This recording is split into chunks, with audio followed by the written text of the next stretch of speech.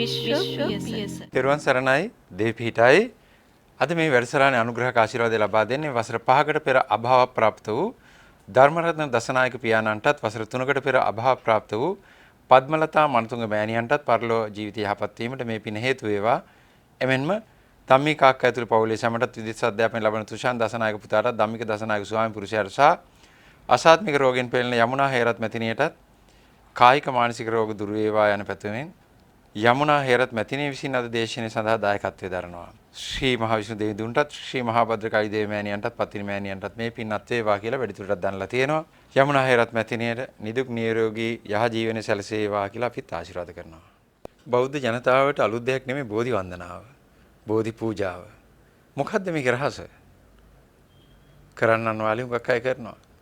පන්සලක් ආශ්‍රිත තියෙන බෝධියක් නැත්තම් වෙන යම් තැනක පූජනීය තත්ත්වයටපත් වෙච්ච බෝධින් වහන්සේ නම හොයාගෙන ගිහිල්ලා වතුරක් කරනවා. පැන් පූජාව කියලා ඊළඟට මල් පහන් පූජා නොඑක් දේවල් පුදු පූජා පවත්වනවා. පුදු පූජා පවත්වලා ඇතැම් විට දෙවියන්ට පින් අනුමෝදන් කරනවා. ඒකත් හොඳ දෙයක්. බොහෝ විට බෝධි පූජාවක් තියන්නේ කරදරයක් වුණාමයි. එහෙම සිරිතක් අපේ රටේ තියෙනවා. ඉතින් මොකක්ද එකකින් ඵලයක් තියෙනවද කියලා අපි පොඩ්ඩක් විමසලා බලමු. මම ඔබට ඔබ නොදත් කරුණු ටිකක් කියලා දෙන්න බලාපොරොත්තු වෙනවා. මෙතනදී ප්‍රධානම වෙන දේ තමයි සිත. එහෙම කිව්ව ගමන් මේ වැඩසටහන නවත්තලා දාන්න එපා. ඊටාම වැදගත් කරුණු ටිකක් කියන බෝධින් වහන්සේ ගැන ඔබ නොදත්. ඇයි අපි බෝධින් වහන්සේ නමක්ම තෝරගන්නේ? එතකොට කට්ටිය කියනවා බුදුරජාන් වහන්සේ සම්බුද්ධත්වයට පත් වෙච්ච ශාකයේ එහි අනුබෝධින් වහන්සේලා හැමතැනම තියෙන්නේ. එතකොට බුදුරජාන් වහන්සේ බෝධියට පත් වෙච්ච වෙලාවේ ඒ උන්වහන්සේගේ නිකුත් වෙච්ච කිරණ සමුදාය ආකර්ෂණය වුණාය. ඒ නිසා එහි විශාල දැවැන්ත ආධ්‍යාත්මික බලයක් ගැබ් වෙලා තියෙනවා කියන එක. ඒක විය හැකි සත්‍යයක්. බුද්ධත්වයට පත් වෙනවා කියන්නේ කෙනෙක් මහා කරුණාව ඇති කරගන්නවා. ඒ කරුණාවට සමාන වෙන කරුණාවක් කිසි කෙනෙක් ගාව නැහැ. ඒ මෛත්‍රියට සමාන කරන්න පුළුවන් මෛත්‍රියක් විශ්වයේ කොතනකවත් නැහැ. උතුම් සම්බෝධි තත්ත්වේ ප්‍රධාන ලක්ෂණයක් ඒක. එතකොට යම් කිසි උත්තමයෙක් බුද්ධත්වයට පත් වෙනකොට උන්වහන්සේ ලෝකයේ ගැන මහා කරුණාවට පත් වෙනවා. ශ්‍රී සම්්‍යක් සම්බුද්ධත්වයට පත් වෙනකොට පුදුමාකාර කරුණාවන්ත හදවත ඇති වෙනවා. කිසි කෙනෙකුට නැති තත්ත්වේ ඊටාම ප්‍රබල චිත්තමය කම්පන සංඛ්‍යාතයක් ඇති වෙනවා. ඒ චිත්ත තරංග, ඒ මෛත්‍රී කරුණාවන්ත චිත්ත තරංග සියල්ලන්ටම යහපත වේවා. කිසියෙකුට කරදරයක් හිරිහැරයක් නොවේවා කියන චිත්ත තරංගය තමයි වෙලේ අවශෝෂණය කරගන්නේ. සියලු ලෝකයට යහපත වේවා, නිර්වාණ අවබෝධයටපත් වේවා, මේ අය සියලු දුකෙන් මිදේවා කියන தත්ත්වය තමයි පළවෙනියෙන්ම ජයශ්‍රී මහ බෝධීන් වහන්සේට ආකර්ෂණය වුණේ. එතකොට එහි බලය කොච්චරද කියලා ඔබට හිතා ගන්න පුළුවන්.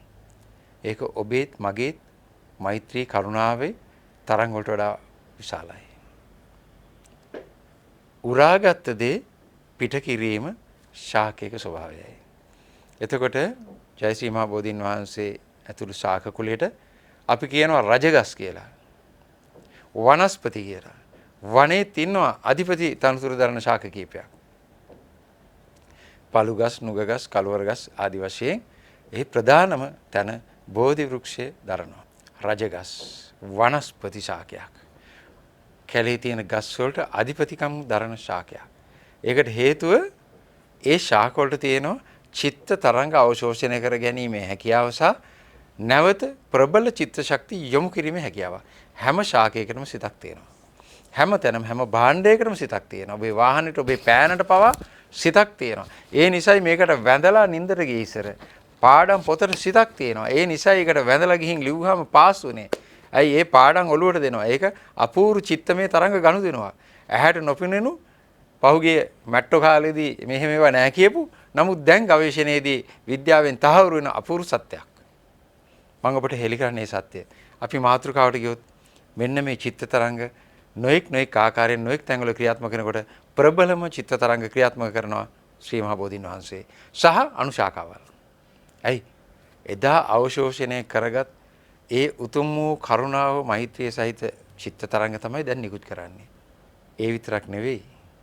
එදා සිට අද දක්වා වන්දනාමානයට පාත්‍ර වෙනකොට ඔබ ගිහින් බෝධි පූජාව පවත්වනකොට බුද්ධ වන්දනාව පවත්වනකොට බෝධි වන්දනාව පවත්වනකොට ඔබ යන්නේ බොහෝ දෙනෙක් කරුණාව මෛත්‍රියේ සිතේ දරාගෙන මෛත්‍රී භාවනාව වෙතන කරනවා. අන්න මෛත්‍රී තරංග නැවත ඒ ශාකිට අවශෝෂණය වෙනවා.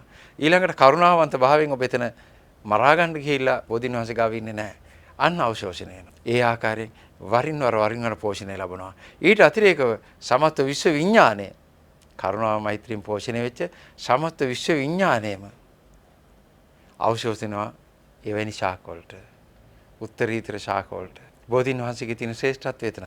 ඒතර භෞතිකව දෙයක් සිද්ධ වෙනවා. ඒ බෝධිපත්‍ර වලින් බෝධිපත්‍ර තුඩෙනුත් නිකුත් වෙනවා ඒ චිත්තමය තරංග. බෝධින් වහන්සේට අපූර්ව සිතක් තියෙනවා. කරුණාවන්ත මෛත්‍රී සහගත සිතක් තියෙනවා.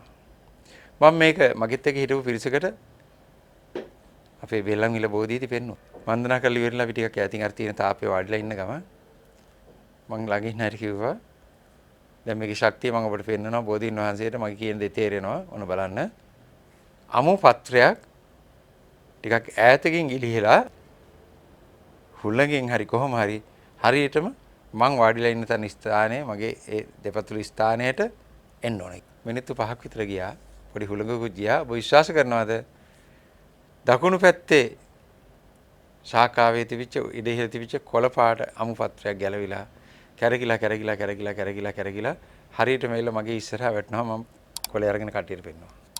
ඔබට මේ වගේ අත්දැකීම් ගොඩාක් ඇති. මේකේ වැදගත්ම කැලේ මෙන්න මෙතනයි. ඒ චිත්ත තරංග අපිට කොමක්ද කරන්න කියන එක. අපි යනවා දුකක් හිතුනහම බෝධින් වහන්සේ ගාවට අපිට කරදරයක් වුණාම යනවා බෝධින් වහන්සේට ගිහිල්ලා කියනවා. ඒ කියන්නේ ඇත්තටම හදවතින්. මොකද ඇත්තටම අපිට කරදරයක් වෙලා හෙනහත ගැහුවාම යන්නේ. හෙනහත ගැහුවාම මේක ප්‍රබලව දුක නැමැති තරංග නිකුත් කරනවා. අසරණ භාවය පිළිබඳ. එතකොට එතන ගිහිල්ලා බෝධීන් වහන්සේ වටේ පැදගුණු කරලා ඒ වතාවත් කරනකොට ඔබ සිතින් නිල්ලන්නේ මේ පිළිකාවට සහනය මේ ගැටලුවට සහනයයි. බෝධීන් වහන්සේට කියන්නේ වටේ ඇවිදිමින් බෝධීන් වහන්සේගේ මේ උත්තරීතර බලයෙන් මගේ මේ ගැටලුව සංසිඳේවා. මේ විනාශ වේවා. මට සහනය සැලසේවා කියලා ඔබ යනකොට ඒ චිත්ත තරංග බෝධින් වහන්සේ කම්පණය කරනවා. මං කියව බෝධින් වහන්සේට අපූර්ව සියුම් බලවන්ත සිතක් තියෙනවා කියලා. බෝධින් වහන්සේ කරන්නේ එකම දෙයයි. ඒ බෝධින් වහන්සේ සතු මෛත්‍රී සාගත කරුණාවන්ත බලවන්ත චිත්ත තරංග නිකුත් කරනවා වඩට. නිකුත් වෙන පටන් ගන්නවා. පළවෙනියෙන්ම ඒ ආකර්ෂණය වෙන්නේ ඔබටයි. බෝධි පූජාවේ වෙලාවේ තියෙන පිරිසටයි. එතකොට ඒ අයගේ චිත්තමය ස්වභාවය වෙනස් වෙනවා. හරි සැහැල්ලුව සහනයක් දැනෙන්නේ බෝධි පූජාවෙන් පස්සේ ඒ නිසායි. බෝධි පූජාවේ පිහිට ආගම් ભેදෙන් තොරයි. බෝධින් වහන්සේ ආගමකට අයිති නෑ. බෝධින් වහන්සේගේ කරුණාව මෛත්‍රිය සහිත ප්‍රබල චිත්ත තරංග ආගමකට අයිති නෑ. සමස්තයටයි. තිරිසන් සතාට පවා අයිති. ඕනෑම ආගමක කෙනෙකුට තහංචියක් නෑ බෝධින් වහන්සේ ගාවට ගිහින් කියන්න. බෝධින් වහන්සේ සමස්ත විශ්වයේ නිර්මාණයක්. ඊළඟට ඒ චිත්ත තරංග නිකුත් කරාම බෝධින් වහන්සේ තුලින් ඔබට ඒ සහනය දැනෙනවා. සැහැල්ලුව දැනෙනවා. මොළයට ශක්තියක් ලැබෙනවා. ඒ ගැටලුවට පිළිතුරු විශ්වයෙන් බෝධින් වහන්සේ හරහා හරි සම්ප්‍රේෂණය වෙනවා. ඔබට ක්‍රියාත්මක වීමේ ඥාණය ලැබෙනවා. රෝගයක් නම් ඇතැම් විට ඒ සඳහා යා යුතු තැන ඔළුවට වැටෙනවා. ඇතැම් විට වෛද්‍යවරයෙක්, ඇතැම් විට ආධ්‍යාත්මික පැත්තක් නැත්නම් සිංහල වෙද මහත්තයෙක් මොකක් හෝ දෙයක් ඔළුවට දානවා, ඔළුවට වැටෙනවා. ඒ තත්වයට ඔබ සිතපත් කරනවා. ඇතැම් විට ඔබට ගැටලුවක් තියෙන එකක් වෙන්න පුළුවන්. සිතේ දුක් පීඩාවෙන් ඉන්නවා. ආයතනීය ගැටලුවක් වෙන්න පුළුවන්, නැත්නම් වෙනත් දෙයක්, නීතිමය ගැටලුවක්. නැත්නම් එවැනි දෙයක් ඔබට තියෙනවා නම් ඒ ගැටලුවට විසඳුම තියෙන්නේ තවත් කිලෝමීටර ගණනාවක් ඈත වෙන්න පුළුවන්. වෙනත් තැනක වෙන්න පුළුවන්. එතකොට මේ චිත්තමය තරංගයේ ඉලක්කය හොයාගෙන යනවා. ගිහිල්ලා එතන තත්ත්වයේ සමතේකටපත් කරනවා, සමනය කරනවා. ඒ කරුණාවන්ත මෛත්‍රී සාගත ප්‍රඥාවන්ත ශක්තියෙන් විශ්ව විඥාන ක්‍රියාකාරීත්වයක් එතන ඇති කරනවා. ඔබට යහපත සැලසෙන්න, නිවැරදි කරන්න, වරද නිවැරදි කරන්න අවශ්‍ය ක්‍රියාවලිය හොයාගෙන ශක්තිය යනවා. ඒ ශක්තියට ඒ චිත්ත තරංග වලට මතක තියාගන්න චිත්ත තරංග වලට සීමාවක් නැහැ. චිත්ත තරංගයක් විශ්වයට විසිරුණාන් පස්සේ ඒ අසීමිත බලයක් ලබනවා. නිම නොවන බලයක්. නිම වෙන කාලයක් නැහැ. ඉලක්කයේ තියෙන හැතැම්ම ලක්ෂ කෝටියයි. කිසිම ගණන් නැහැ ෂණයකින් එතන ක්‍රියාත්මකයි. ඒ වගේ අපූර්ව බල ශක්තියක් තියෙන එකක් චිත්ත තරංග. මනෝසෙට්ඨා මනෝමය කියලා බුදුන් වහන්සේ දා දේශනා කරේ නිසායි. සිතමයි බලවන්ත. සිතින් නිකුත් වෙන චිත්ත තරංගය තමයි බලවන්තම තරංගය. එහෙම ගිහිල්ලා ඔබට අවශ්‍ය ඒ සාර්ථකත්වය ලබා දෙනවා. ඔබට අවශ්‍ය සහනය ක්‍රියාත්මක වෙනවා. බෝධින් වහන්සේ සතු අපූර්ව බලයක් තියෙනවා. මගේ සෝකාරක ජීවිතයේ ආධ්‍යාත්මික ජීවිතයේ ආරම්භක අවදී ලෙඩසුව කරන්න කලින් ආධ්‍යාත්මිකව මම හැසිරිච්ච වකවානුවේ විෂ්ණු දෙවියන් සහ ශ්‍රී මහා භද්‍රකාලි දේව මෑණියන් මම සමීපව ඇසුරු කරමින් කටයුතු කරමින් උපදෙස් ලබා ගන්නා කාලේ සුදු අම්මට තරමක අසාධ්‍ය රෝගයක් භයානක තත්ත්වයක් ඇති වුණා. මම ලෙඩසුව කරන්න දන්නේ නැහැ. එතකොට මම ශ්‍රී මහා විෂ්ණු දෙවියන්ට තමයි මගේ කතාව කිව්වේ. උන්වහන්සේගේ උපදෙස් මත මම ළඟපාත පන්සලේ අපූර්ව බෝධි පූජා මාලාවල් 7ක් පැවැත්තුවා. ඇගේ වෛද්‍ය පරීක්ෂණ වාර්තා ටික දීලා ප්‍රතිඵල එන සතියක් තියෙද්දි ඒ සතිය තුල අපූර්ව බෝධි පූජාවක් පැවැත්තුවා. මගේ හිතවත් අය මට බොහෝ සෙයින් උදව් කරා. විශාල මුදලක් වැය වුණා. මගේ මතක හැටියට ලක්ෂ 5කට අධික මුදලක්. කට්ටිය මට එකතු කරලා බඩු භාණ්ඩ අරන් දුන්නා. මම පවත්වපු හැටි මම ඔබට ආදර්ශයක් වෙන්න කියනවා. ඒ වගේ ලොකු දෙයක් කරන්න ලොකු හපංකමක් කරන්න අපිත් ලොකු කැපකිරීමක් කර යුතුයි නේද? එතකොට මම නායක ස්වාමින් වහන්සේ අපේ හිතවත් උන්වහන්සේ සමග සාකච්ඡා කරලා පළවෙනිම කරේ මුළු පන්සල්වත්තම සුද්ධ පවිත්‍ර කරපු එක. අපේ මිතුරු උදව් වුණා. ඊළඟට මම උන්වහන්සේගෙන් ඉල්ලුවා බෝධීන් වහන්සේ පිළිසකර කරන්න. තවත් ගොඩනැගිලි අපි තීන්ත ගෑවා බෝධීන් වහන්සේ ගාව සුද්ධ පවිත්‍ර කරලා අපි ඒ වැඩ ටික කරන අතරේ චෛත්‍ය රාජානන් වහන්සේ සුදු පිරියම් කරලා අපි තීන්තරන් අපේ කට්ටිය ගිහින් තීන්ත ගාලා ඔක්කොම කරලා කරන්න පුළුවන් උපරිම සත්කාර ටික එතෙන්ට කරා. ඊළඟට දේවාල මට මතකයි 4ක් විතර එකට එතන තියෙනවා. ඒව සුද්ධ පවිත්‍ර කරලා ඒවට අවශ්‍ය අලුතෙන් විදුලි බුරුසයි කරලා ටයිල් කරලා අලුතෙන් තිර මගේ අතින් චිත්‍රණය කරලා 4ක්. ඊටාම අලංකාර ඒ තිර ඒ දේවාල සවි කරලා අලුත් වැඩියා කරා විෂ්ණු දෙවියන් ප්‍රදාන ඒ දේවාල. වැදගත්ම දේ බෝධි පූජාව පවත්වපු හැටි. ඊළඟට අපි බෝධි පූජාව ආරම්භ කරා. කොහොමද ආරම්භ කරේ? පළවෙනි දවසේ අපි විෂ්ණු දෙවියන් උදෙසා කිරිය උතුරවල ඒ ටික කරා. ඊළඟට බෝධීන් වහන්සේ මට මගේ මිතුරන් ගෙනත් දුන්නා සමම්පිච්ච මල් මාලා වලින් සැරසුවා. නෙළුම් මල් වැලි මලුවේ ඇතිරුවා පිරෙන්න. සුවඳ ස්ප්‍රේ කරා කොහෙද? විශ්වාස කරනවද පන්සල්ලත පුරාම. බල්ලොත් හිටියා ඇතිපදන් යන්න තැන ජරා කරනවා. අපි මෙහෙම වැදගෙන ගාථා කියනකොට ඉස්සරහට ජරා කරනවා. මං වැරදි තැන ඍජුව නැගිටින කෙනෙක්. මං ස්වාමීන් වහන්සේට ටිකක් තරවට ස්වරූපෙන් කිව්වා මගේ පූජාව බල්ලන්ට නෙවෙයි බෝධීන් වහන්සේට. මට බල්ලන්ට වදින්න කිසිසේත් උවමනාවක් නැහැ ආමුදුරනේ. මේ කට්ටිය මගේ වැඩසටහන ඉවරනකම් කොටු කරලා තියන්නේ යකඩ කොටුවක් ගහලා. කන්න බොන්න දුන කොටු කරලා මරාගෙන කන්න හදනවා යකඩ කන්න හදනවා බල්ලෝ. ඇරෙන්න දුන්නේ නැහැ. මේක උතුම් පූජාවක්. මගේ පිරිසත් එක්ක ගිහිල්ලා අපි රෑ 10 11 වගේ වුණා. ඊටාම හොඳින් ඊටාම ඉහළින් බෝධි පූජා පැවැත්තුවා. 7 වෙනි දවස් අවසන් වුණේ බෝධීන් වහන්සේ අභියස මහා දානය පැවැත්වුව මහා සංඝරත්නයට 119ක් නායක ස්වාමීන් වහන්සේ ළමක මට මතක හැටියට හොඳයිනේ. දානයට සහභාගී වුණා විතරක් නෙමේ විෂ්ණු දෙවියන් උදෙසා ඒ දෙවිවරුන්ට පින් අනුමෝදන් කරන්නට පිරිත් සජ්ජායනාවක් කරා. මං හිතන්නේ ලෝකේ ලොකුම පිරිත් සජ්ජායනාව වෙන්න පුළුවන්. ඇයි? පිරිත් දේශනාවට මගේ සහභාගී වුණා 119ක්. කොහොමද තියෙන්නේ නැද්ද නේද? පින්තූර පුළුවන් වුණොත් දාන්න. ඒ ආකාරයෙන් අපි ඒ ටික කරා. කරලා බෝධීන් වහන්සේට අපේ ගෞරවය දක්කලා මගේ දුක හැමදාමත් දින 7 සුදු අම්මා වෙනුවෙන් කියලා රිපෝට් එක ගන්න යන්න උනේ නැහැ. රිපෝට් එක ගෙන්නගෙන බලාපු විශේෂඥ ශෛල්‍ය වෛද්‍යතුමා මගේ හිතවත් මගේ ෆෝන් එකට කෝල් එකක් දීලා කිව්වේ එක දෙයයි. කුමාර අද නිදා ගන්න හොඳට කිව්වා. මම වෙයි සර් කියලා. ඔන්න බිරිඳට මුකුත් නැහැ. අපි ටෙස්ට් එකේ වාර්තාව කිසිම කරදරයක් නැහැ කිසිම දෙයක් නැහැ. නෝමල්. ඔබට හිතා ගන්න පුළුවන් ඒ තමයි ජීවිතේ ප්‍රීතිමත්ම දවස. ප්‍රීතිමත්ම දුරකථන ඇමතුම. එයා මාව කසාද බඳින්න කැමති කීප දවසක් එච්චර සතුටක් ආවේ නැහැ. මේක ඊට වැඩි වැඩි.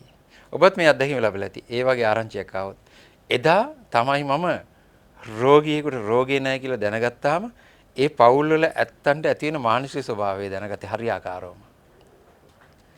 පුදුමාකාර ප්‍රීතියකටපත් වෙන විත්තිය. එතෙක් ඒ ගෙවල් වල ගිනි ඇවිලෙන විත්තිය. ස්වාමි පුරුෂයාගේ හදවතේ තියෙන ගින්න මට දැනුණා එදා ඉඳලා. දරුවන්ට ඇති වෙන කෑම ගිලෙන්නේ නැති තත්ත්වය මට දැනුණා. ඒ අනුව එදා තමයි මම තීන්දුව කරේ මට අවශ්‍යයි මෙන්න මේ දේ. මට මේ ගෙවල් වල ගිනි නිවන්න මේ රෝගී ගිනි නිවන්න මට මගේ බලය අවශ්‍යයි කියන එක. එදා තමයි මම තීන්දුව කරේ. අදටත් මට ඒක අවශ්‍යයි. කෙනෙක් සුවපත් වුණා පිළිකාවක් හැදිලා තියෙන කෙනෙක් සුවපත් වුණාම ඒ පවුලේ ඇති වෙන තත්ත්වය මම හොඳින් දන්නවා. ඒ නිසා මම ඊටාම ප්‍රීතියෙන් කෙනෙක් සුවපත් කරන්නේ. මට පුදුමාකාර ප්‍රීතියක් දැනෙනවා. පවුලක කෙනෙක් සුවපත් වෙලා කුමාර මහත්තයෝ මේ නෝනාගේ රිපෝට්ස් ගත්තා පිළිකාව නැහැ කියනකොට ඒ ස්වාමියාට වඩා 10 ගුණයකින් මම ප්‍රීතියටපත් වෙනවා. ඊටත් වැඩි. මට පේන්නේ එතන ඒ ස්වාමියා කාලෙකට පස්සේ නිදා ගන්න හැටි ඒ දරුවෝ කාලා බීලා එකට වැළඳගෙන සතුටින් ඉන්න හැටි. මං අතිරේකයක් කිව්වේ මට එදා ඒ తත්වය ඇති කළ දුන්නේ බෝධින් වහන්සේ. බෝධින් වහන්සේ එදා ඒ මගේ දුකට පිහිට වෙච්ච නිසා තමයි මම දැනගත්තේ මම මේ වැඩේ කළ යුතුයි කියලා. ඒ නිසා බෝධින් වහන්සේට මගේ කරුත්වය හැමදාම තියෙනවා. මිත්‍යාවටපත් වෙලා ගිහින් වතුරක් කරලා රටේ නැතිව කියලා ගනුදෙනු කරන්න බෝධින් වහන්සේ කියන්න එපා.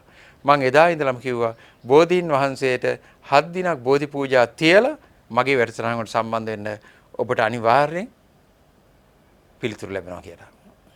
මුල් කාලේ පිළිකා නැති වුණා නේද? පැරලයිස් නැති වුණායි බෝධි පූජා හත තියලා බැලන්ස් වෙලා විශ්වමය ආශිර්වාදේ බෝධින් වහන්සේගේ ආශිර්වාදේ අරගෙනයි මගේ වැඩසටහනට ආවේ. ඊළඟට සූනෙන් පස්සෙත් මම කිව්වා දින 7ක් බෝධි පූජා තියලා දෙවියන්ට පින් අනුමෝදන් කරන්න. ඇයි එතකොට මෛත්‍රී කරුණාව එතන තියෙනවා. ඔබ බෝධි පූජාව තියෙනකොට ඒ කරුණාවන්ත භාවයේ නැවත බෝධින් වහන්සේටම ආකර්ෂණය වෙනවා. ඒක කළගුණ සැලකීමක්. බුදුන් වහන්සේ බෝධි ආකර්ෂණය ලබන්න ඇති එදා. බෝධින් වහන්සේ තුළ තියෙන උත්තරීතර චිත්ත ස්වභාවය ලබා ගන්න ඇති. බුදුන් වහන්සේ කෙලිම කිව්වා මගේ කළගුණ සැලකීම තමයි පළවෙනි පාඩම කියලා. බුදුන් වහන්සේ කියන්නේ නිකම් බොරුවට හිස් දේවල් කරන උත්මයෙක් නෙමෙයි. විශ්වයේ එතෙක් මෙතෙක් පහළ වෙච්ච ප්‍රඥාවන්ත උත්මයා. එතකොට ඇයි එහෙනම් බෝධින් වහන්සේ දිහාම ඇස් වහන්නෙත් නැතුව බලාගෙන දින 7ක් හිටියේ? මොකක්ද ඒ කර පූජාව? ඇස් වලින් යන්නේ උන්වහන්සේගේ කරුණාවන්ත මෛත්‍රී කිරණයි. උන්වහන්සේගේ හදවතින් ඉස්සරහා බලාගෙන හිටියේ. හදවතින් නිකුත් වෙන්නේ මුළු සර්වාංගෙම නිකුත් වෙන්නේ ඒ චිත්තමය ස්වභාවයේ මහා මෛත්‍රී සහිත කරුණාවන්ත ස්වභාවයේ ආපහු දුන්නා. වැඩි වැඩියෙන් දුන්නා බෝධින් වහන්සේ පෝෂණය වීම සඳහා. අදත් බොහෝ අය දුකක් කනගාටුවක් ඇති වුනහම ගිහිල්ලා සමහර ගෑනු ළමයි මට කියනවා අඹ ගහක් බදාගෙන ඇඬුවස දුක නැති වෙනකන් කියලා. එහෙමත් ඉන්නවා ශාකයක් බදාගෙන එක. හැබැයි බෝධින් වහන්සේ බදා ගන්නෑ අපි ගෞරවය නිසා. දේශපාලනයක් නම් ගිහිල්ලා ඒගොල්ලන්ගේ බලපුරුවන්කාරකම් පෙන්නලා කාන්තාවන්ට චිට්ටු වෙන්න දෙන්නේ නැති ජයශ්‍රී මහ බෝධින් වහන්සේ ගාව බදාගෙන ඉඳලා ඡන්දෙන් පස්සේ හැඳි ගියයිලා තොරන්චිලා යනවා. ඒවත් අපි පේනවා. ඇයි? බෝධින් වහන්සේ හරියට චිත්තමය ස්වභාවයේ තියෙන උන්වහන්සේ කෙනෙක්. මිනිසෙක් නොවුනට හොඳ එක නරක එක අඳුර ගන්න. හැමෝටම ආකර්ෂණය වෙන්නේ නැහැ. ආකර්ෂණය වෙන්න ඒ විදිහට ඒ රිසීවරේ තිබිය යුතුයි. ඔබත් නරක සිතුවිලි තියෙන නරක මස් මාංශ කන තලගොයි මස් එහෙම කාලා බෝධින් වහන්සේ ගාව හිටියට ආකර්ෂණය ලැබෙන්නේ නැහැ. ඒක මතක තියාගන්න. මගේ ළඟට එන අයට මම අදත් මතක් කරනවා බෝධි පූජා හත තියලා ආවනම් පුතා අනේ හරි ගියේ නැහැ කියන්න වෙන්නේ නැහැ. හරියනවාමයි. ඊළඟට මගෙන් සුව වෙලා යන අය සමහර අය කියනවා අනේ බලන්නකො දවස් 6ක් 7ක් හිටියා ඊට පස්සේ හැදුණානේ. හැදෙනව නේ නම්බා. ඔබට කිව්වේ කරලා නැහැනේ. හිතන්න එපා මගේ ආශිර්වාද ඉන්ජෙක්ෂන් එකක් කියලා.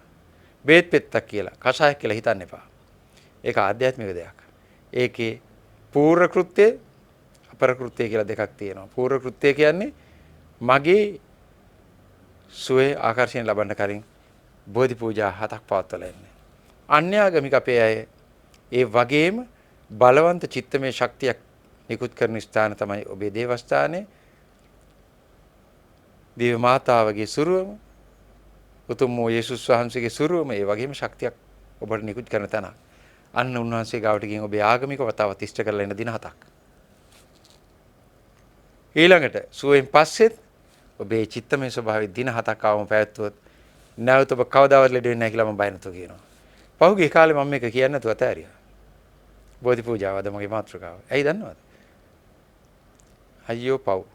මගේ කටින් මොකක්වත් පිට වෙන්න බෑ. අඩු ගානේ හච්චිමක්වත් යන්න බෑ. කැස්සක්වත් යන්න බෑ කොපි කරන්න පටන් ගත්තා. දින 7ක් බෝධි පූජා තියලා එන්න සුව වෙන්න කියලා සමහර සුව වෙනයි කියන්නේ නැත්තා. මම ඊයේ පෙරේද දැක්කා කෙනෙක් කියනවා වම්මත් ඔබේ වේදනාව දෙන ස්ථානෙට තියාගන්න කියලා. මට අහන්න තුන කැලේ කාක්කෙද්ද උඹට කිව්වේ කියලා ඔබ. කොපි කරන ඔබ ඒක දන්නවනේ. ඒ කියන කියලා වැඩක් නැහැ. එතකොට මට ඇතිවෙච්ච කලකිරීම මත මම කිව්වේ නැහැ බෝධි පූජා තියන්න කියලා. නමුත් දැන් ඒගොල්ලන්ට බෝධි පූජා මතක නැති නිසා මම දැන් ආයි කියනවා. එතකොට ඒගොල්ලොත් ආයි කියයි. කමක් නැහැ. බෝධි පූජා හතක් තිබ්බොත් උඟක් හොඳයි. විශේෂයෙන් විශ්වයට ගෞරව කරන පූජාව කරන්න. එතකොට ආගම් ભેදෙන් තොරව ඔබට මේ වැඩේ කරන්න පුළුවන්. බෝධීන් වහන්සේ සතුව කිසිම ආගමකට, කිසිම ධර්මයකට, කිසිම ජාතියකට, කුලයකට කිසිම දෙයකට අයිති නැති අපූර්ව ගුණාංක ටිකක් තියෙන විදිය මම ඔබට කිව්වේ. බෝධීන් වහන්සේගෙන් ඔබට දැවැන්ත ප්‍රයෝජනයක් ගන්න පුළුවන්. ඒක භෞතික විතරක් නෙමෙයි ආධ්‍යාත්මික ප්‍රයෝජනයක්. ඇයි? බෝධීන් වහන්සේ නමක් ගාව ටිකක් වෙලා වාඩිලා ඉඳලා එළියට આવත් ඔබට ඔබේ සිතේ වෙනස දැනෙනවා. අපූර්ව චිත්තමය ශක්තියක් ඔබට දැනෙනවා. චිත්තමය සැනසෙල්ලක් දැනෙනවා. ඒකට හේතුව තමයි ඒ අප්‍රමාණ වූ කරුණාවන්ත මෛත්‍රී සාගත වූ චිත්තමය තරංගයි. ඒක නිසා බෝධීන් වහන්සේලාට හිරිහැර කරන එකේ අගෞරව කරන එකනුත් වළකින්න. සිතක් තියෙනවා. ඔබට කරුණාව, මෛත්‍රිය ප්‍රාර්ථනා කරන අපූර්ව සිතක් තියෙනවා. එයින් ඵල ලබන්න ඔබේ කරුණාවන්ත මෛත්‍රී සහගත සිතුවිල්ලෙන් බෝධීන් වහන්සේත් පෝෂණය කරන්න. මෛත්‍රී භාවනාව ඔබ ක්‍රියාත්මක කරනවා නම් ඔබේ මෛත්‍රී සහගත චේතනාව ඇති කරගන්න පුළුවන් නම් බෝධීන් වහන්සේ අභිස ඉතාම ප්‍රයෝජනවත්. චේතනහම් භික්කවේ කම්මං වදාමි කියලායි බුදුරජාණන් වහන්සේ එදා දේශනා කරේ. ඔව්. ඔබේ චේතනාව බෝධීන් වහන්සේ අභියසදී ක්‍රියාවක් බවට පත් වෙනවා ඇති. තෙරුවන් සරණයි දෙපිටයි. විශ්ව පියස